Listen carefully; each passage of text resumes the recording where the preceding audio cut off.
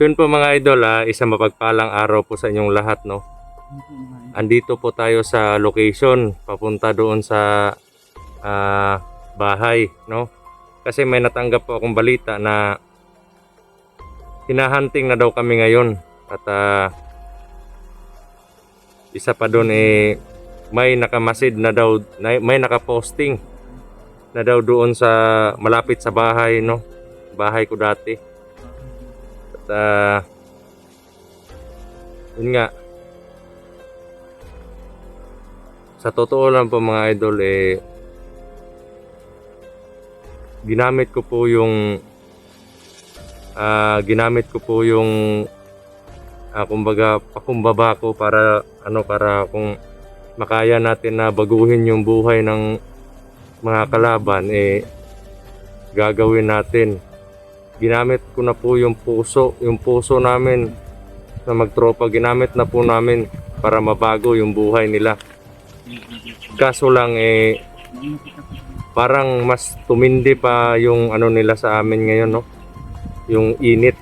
Kaya napag-desisyonan ko po na gumamit na ng dahas.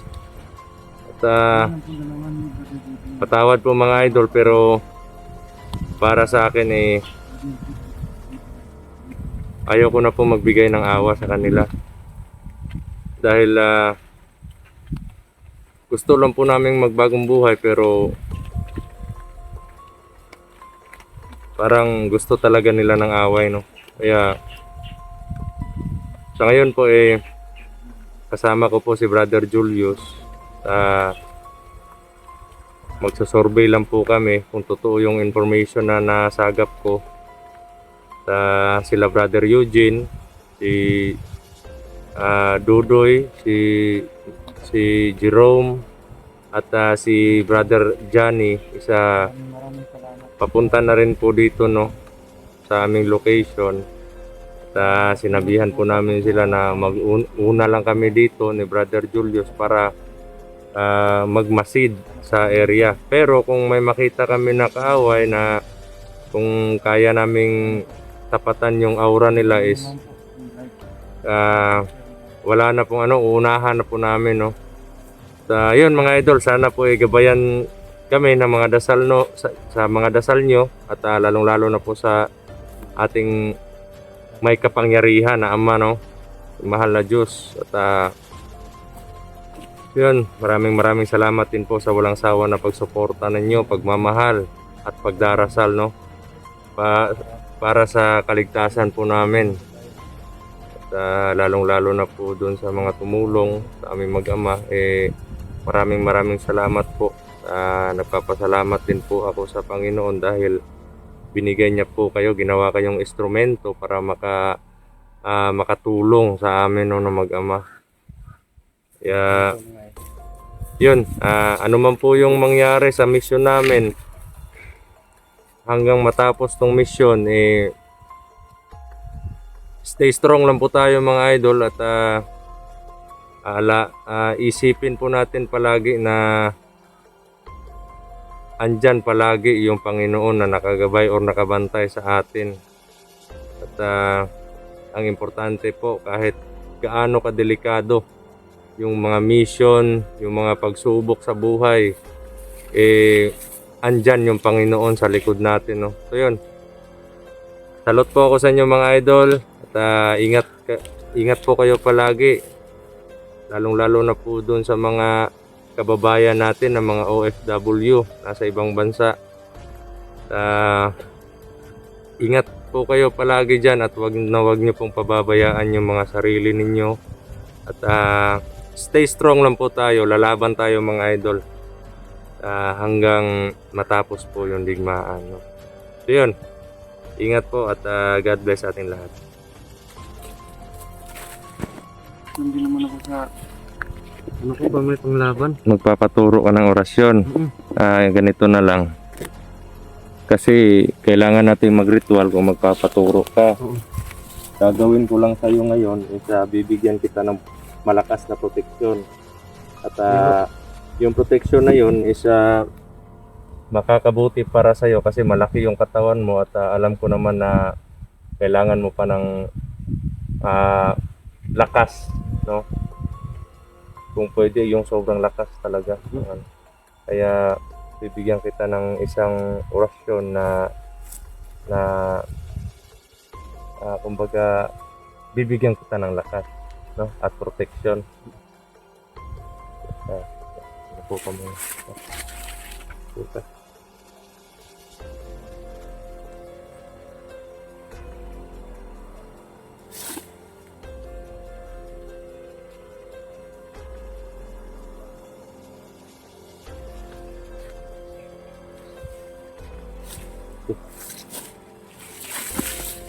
Maraming salamat bro. So yun mga idol, proceed na po tayo doon. Mga idol. Dito pa po kami sa malapit sa Sapa, yan o. Yun. Proceed po tayo sa Dandahan lang po tayo, no? bahay yung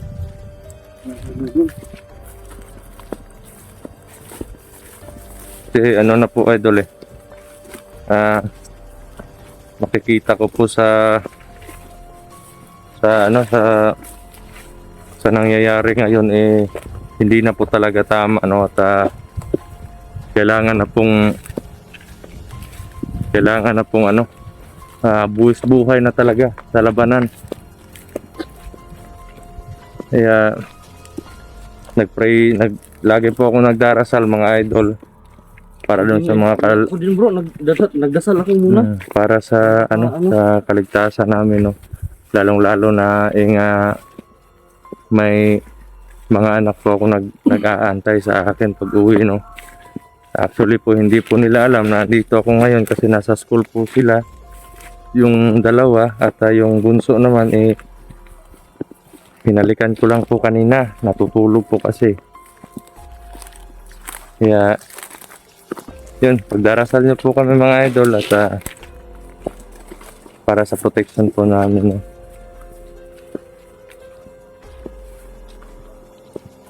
Okay.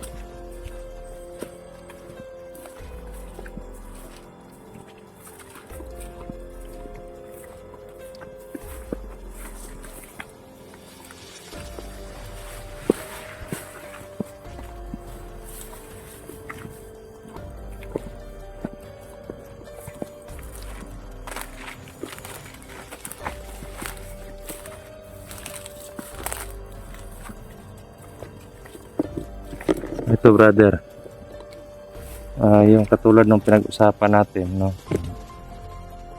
May makita man tayo dito ngayon na kalaban,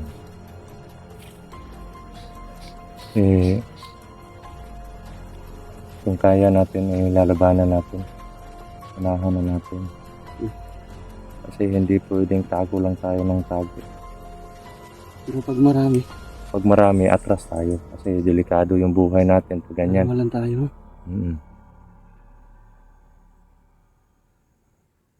So, may nararamdaman akong aura pero medyo medyo hindi kalayuan sa atin pero hindi masyadong malalakas din, pero yung isa parang dalawa sila . So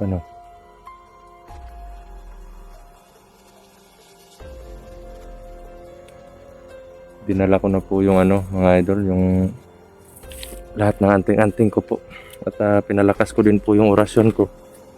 May pandama po ako, yung pangramdam para mas mataas pa po yung matalas pa po yung pakiramdam ko, no.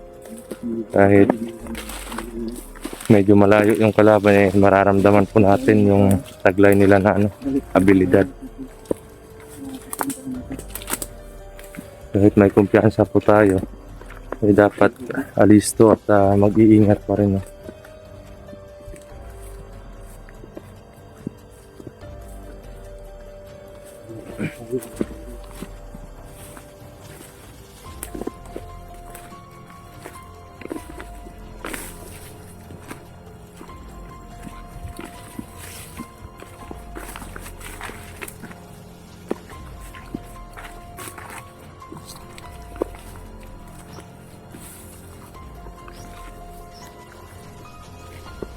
Dito po yung daanan ko noon . Dito. Ito po yung daanan ko dati. Ayan. May mga tao nga. Kita mo yan. Ayan. Ano may nakaputa? Ha? Dito tayo. Totoo nga yung sinabi ng ano.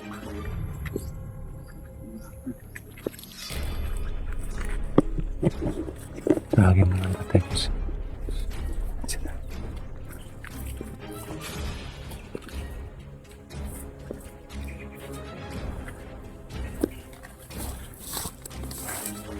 Nag-iisa lang bro, nag-iisa lang. Hindi. Palagay ko eh. Dalawa yung nakita ko eh. Diba?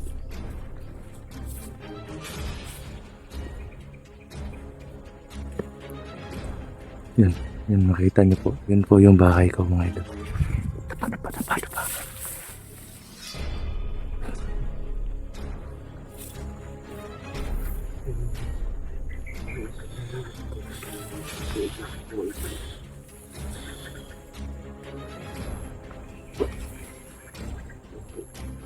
Lalaki. Yan po yung bahay ko mga idol. Oh. Yan. Hindi sila makalapit doon kasi may protection po yung bahay.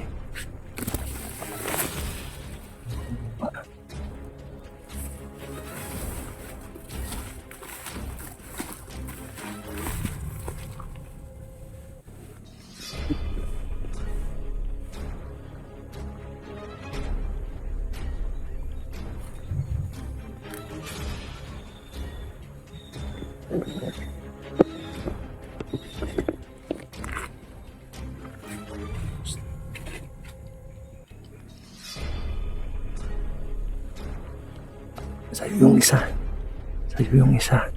Tapos ito yung sa akin. Ha? Diyan ka sa isa. Isa.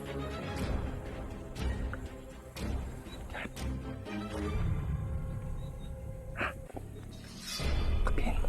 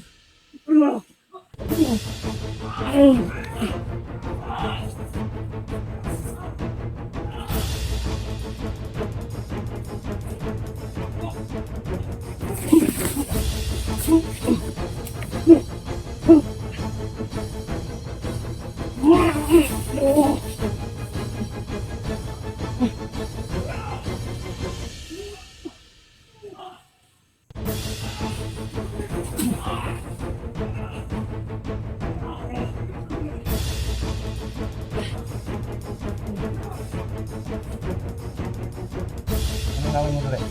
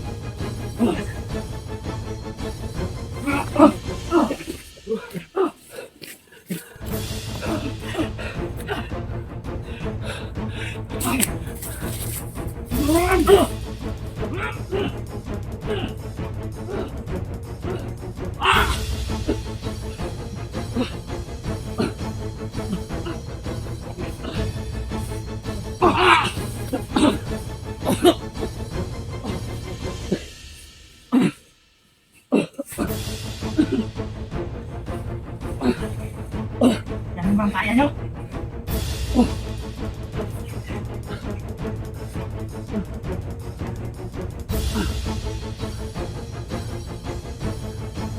Na!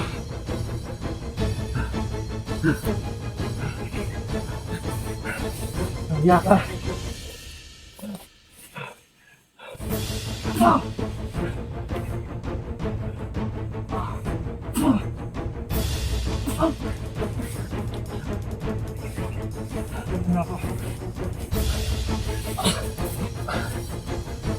Ayun ba? Ang tigas ba? Gusto ko na siya.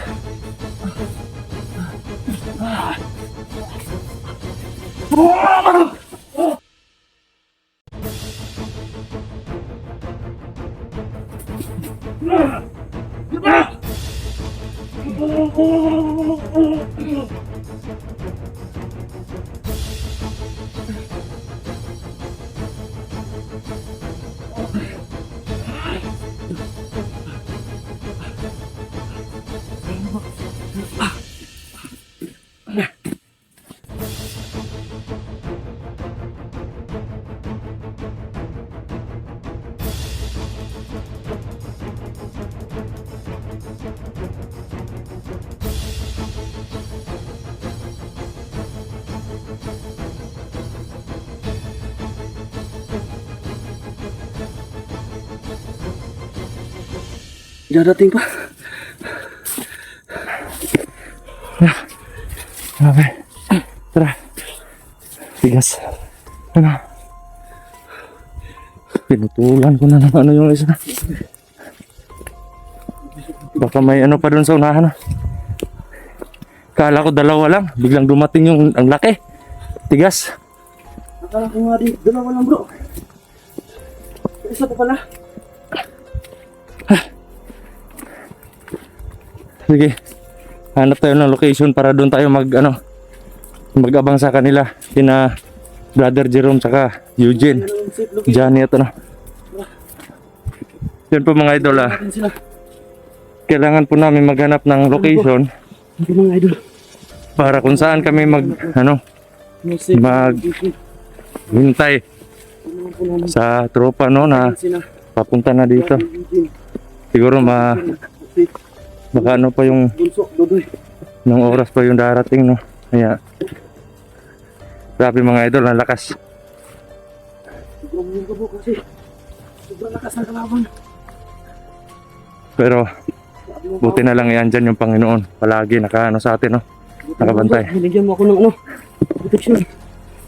Ay, yun nga eh. Parang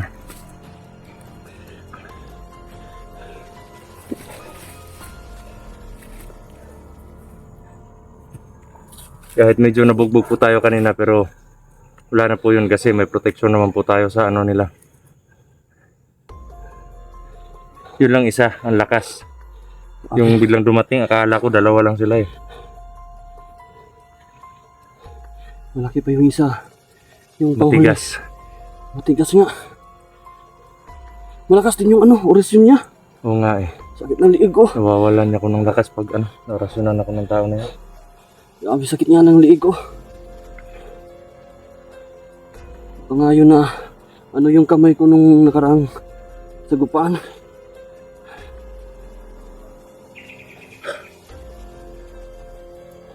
Buti na lang eh.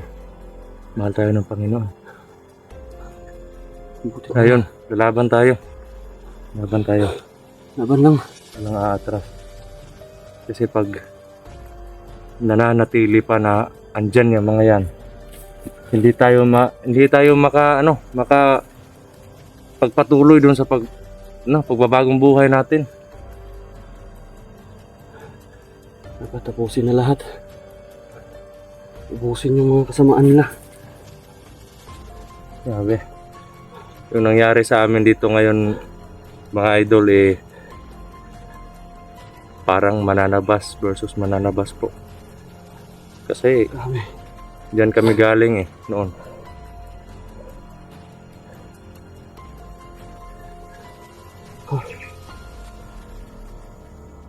Sakit ng liig ko bro. Muntik na akong madaig doon sa awa. Pero hindi ako nagpadala kasi ako naman yung mamamatay or maano sa peligro yung buhay ko kung dinaan ko pa sa awa. Kaya yun, pinutulan ko na ng yung isa.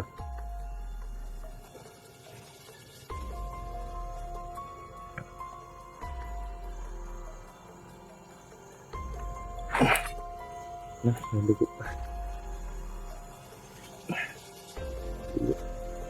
Grabe. Kinilitan mo talaga bro. Inita ko na yung isa. Kasi sana eh, kahit ano pa natin, kahit pakiusapan pa natin na magbagong buhay na lang sila eh, hindi nakikinig. Hindi na madadala bro.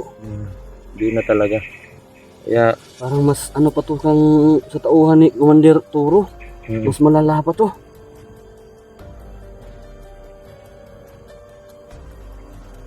ano lang gawin natin, salubungin na lang natin sila. Tara. Tara. Sabay-sabay tayo pag dito. So yun mga idol kailangan po namin mag-off cam kasi para madali po kami makapunta doon sa labasan kasi sasalubungin po namin sila para isang team po kami, at least na nalaman po namin na positive yung balita na may talaga dito, may nagbabantay na kaya gagawin namin is wala na kaming uwian pag magkakasama na kami, wala na kaming uwian at laban at laban lang po kami mga idol.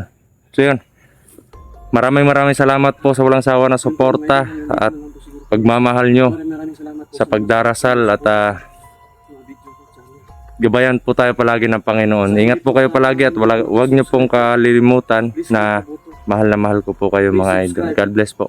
Hanggang doon